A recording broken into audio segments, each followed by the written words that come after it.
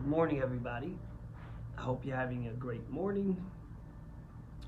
I wanted to tell you something that touched me this week about our community and its generosity and its kindness of chesed shelemes, which means a kindness you do that's ultimate truth.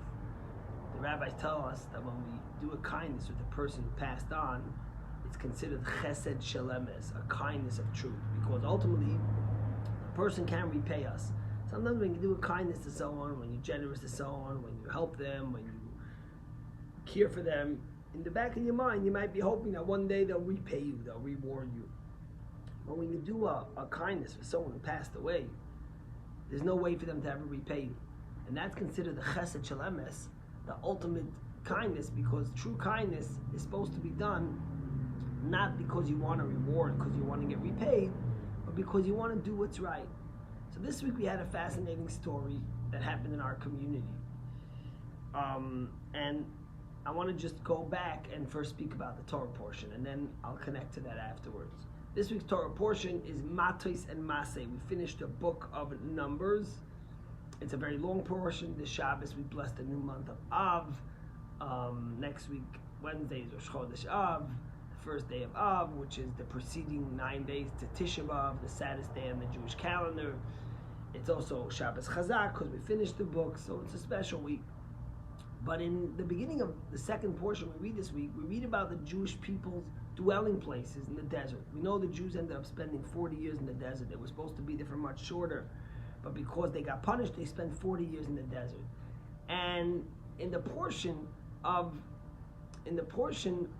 Maseh, the Torah details all the 42 stops they made in the desert.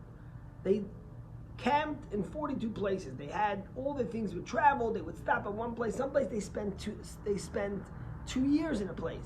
Sometimes they spent 2 days. Whenever the cloud of glory would move, the Jewish people would move with the cloud of glory. So this week's Torah portion mentions all the 42 places. Vayisu, they traveled from here and they dwelled here. They traveled from here and they dwelled here. And in most of the places, the Torah skips out the details of what happened there. It just tells us that they dwelled there and they moved on. Like even by Mount Sinai, it doesn't tell us that they got the Torah. It just says they dwelled in Mount Sinai and then they moved on to the next place. With a few exceptions. One of the exceptions is Mount Hor. The Torah tells us that the Jews, at the end of their journey in the 40th year, they dwelled at Mount Hor. And over there, Aaron went up onto the mountain and he passed away on the first day of the 5th month, which is the first day of Av, coming up next Wednesday, and he was buried there. Now the question is as follows. First of all, why is it significant for the Torah to tell us the day that Aaron passed away? Do you know that not one other Jewish leader, do we know that there is their day of the Yartzeit quoted in the Torah? We don't, even Adam, even Eve, Sarah, Moses, David. We don't know their burial date, the date of their passing from the Torah. The Torah doesn't say it. The Talmud sometimes tells it. But the only person in the entire Torah that we know the day of their passing is quoted clearly in the Torah is Aaron. Secondly, it's even more ironic, the Torah tells us the day of his passing, not in the portion when he passed, which was 2 portions ago, but now when he happens to be talking about the travelings. Why? Why does the Torah have to stop to tell us this detail, and why is it so important the day he passed away? So, years ago, in a talk, I think it was 1971, the Lubavitcher Rebbe said a beautiful explanation about this. It was actually 1975 on the 29th of Tammuz. The Rebbe said, we all know something very special about Aaron.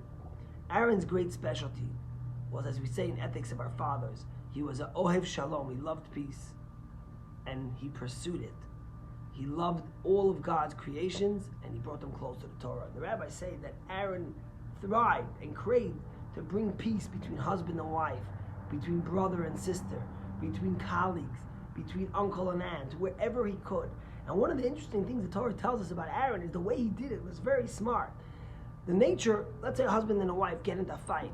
They become suddenly enemies. Each one's angry at the other and no one wants to give in. it's all about our ego sometimes, and we don't want to be the one to say, I'm sorry, right? So what Aaron would do is he would come to the wife and he would say, your husband feels terrible, he feels so embarrassed about what he did, he's so upset at himself, and suddenly he would melt her anger away. And then he did the same thing to the husband, and that's how he brought them together. But Aaron loved and pursued peace. In fact, we just read a few weeks ago that when Aaron passed away, it says, Vayivku Oisei Kol Beis Yisrael, the entire people of Israel mourned Aaron. As opposed to by Moses, it says only the men of Israel mourned him. And the rabbis say, you know why? Very simple. Because the woman, the children, the men, everyone loved Aaron. Because Aaron was so important and an integral part of them, because he brought peace between them. And that's why we say the cloud of glory was represented and was the miracle because of Aaron. What did the cloud of glory do? It unified the people. It brought them together. And therefore it was there in Aaron's honor, because Aaron was the unifier of the Jewish people. He brought them together. And that's why for 30 days the entire people of Israel mourned when he passed away. Says the Rebbe, this is the genius of the Rebbe. What happened in Av? On the 9th of Av, the 1st of Av, we go into the period called the 9 days. It's the saddest time in Jewish history. Why is it the saddest time? Because 2 temples were destroyed in that time. And therefore those 9 days were very serious and were very mournful and reminded of things that happened. The Talmud tells us, why was the temple destroyed? Say the rabbis, the temple was destroyed because of sinas chinam, because of hate for no reason. Jews hated each other. They fought with each other. Not only that, the Romans exploited that in order to destroy the temple. How did they destroy the temple? They exploited the fighting amongst the Jews. And through the infighting, they were able to break in and destroy the temple. We know in the Talmud it says like this, that before every sickness God brings to the world, he brings the healing before it. In Talmudic language it says, Maktim or hiktim HaKadosh Baruch Hu refuah l'maka. There isn't a sickness, there isn't a disease, there isn't a challenge that comes to this world that God first doesn't send its remedy, its healing, before the sickness. Says the Rebbe, we're coming into the 9 days every year. This is the genius of the Torah. 1,500 years earlier, we're coming into the 9 days. Tells us the Torah on the first day of Av, the Torah lets us know that that is the day that Aaron passed away. In Judaism, we know that when a righteous person passes away, the day of his passing is a culmination of all his work, of all his life efforts. And in fact, on that day, every year of the Yartzeit, it's an auspicious time to regroup and to fulfill the mission of this righteous person. So the Torah tells us that Aaron passed away on the first day of Av, to let us know that as we come into the 9 days, when the temple was destroyed because of infighting, that we have the strength and the opportunity, and we have the power of Aaron to be able to bring peace, to be able to rectify that by not love, not hate for no reason, but love for no reason. Not because they're your friend, because they're your neighbor, because there's a benefit, because you're going to get something. You love someone just because they are, just because God gave you their fellow Jew, they're your brother, they're your sister. You don't need a reason to love them. And that's why the Torah mentions Aaron's passing, not when he passed away 2 weeks ago, but this coming Shabbos and Shul, when we're going to bless the new month of Av, because the portion of Maseh that we read on Shabbos is always read within a week, within the week of Aaron's passing. And many times, when Rosh Chodesh is on Shabbos, it's read on the day of Aaron's passing. To tell the Jewish people, you're coming into the 9 days now. It's a sad time, it's a serious time, it's a mournful time. But it's also a time to rectify. We have the power, we have the remedy before the sickness. We could unite, we could love each other. The Rebbe says that's the message of God telling us the only passing of a tzaddik being Aaron, and why he tells it to us not when he passed away, but in Parshas Maseh, and what the power of the Jewish people to unite is. We're living in tough times. We just saw this week again, anti-Semitism never leaves and never runs away from the surface. Israel's going through challenging times. The world's going through challenging times. But the remedy is uniting with love. The remedy is unconditional love, not because there's a benefit, not because something happened. And that's what I wanted to tell you, what really touched me this week. We live and we're blessed to be in one of the most amazing and kindest and most gentle communities. The generosity of our community goes beyond ends, to the shul, to all our communal endeavors, to whatever we need to do. The community is always standing and ready to give and ready to be there. But this week, something very tragic came to be known to me. There was a person in our community who was buried a year ago, and there's no grave, there's no tombstone on his grave, excuse me. And I did my research and I found out that there's no one that has the money to pay for it. And meanwhile, his Yartzeit is coming up and there's no marker to recognize and to remember this human being. He has no children, no wife, but he's God's child. And he's our brother and sister. And he had no way to be remembered. So immediately, I called up the gravestone place and I told them that our shul would commit to pay for the tombstone. Whatever it was $3,000-$4,000. It wasn't a question. We were going to pay for it. And I gave him a deposit, $500. I said, the one condition. Find out from, I told him who was very close to this person, what to write on the grave, find out the details. I want it to be up by his Yartzeit. I don't want to wait any longer. His Yartzeit's in August. And then I reached out to some members of our community, and within hours, without questioning, people were generous and kind of heart and said, Rabbi, how can we help? Can we send a check? Could we be part of this? Could we donate to this cause?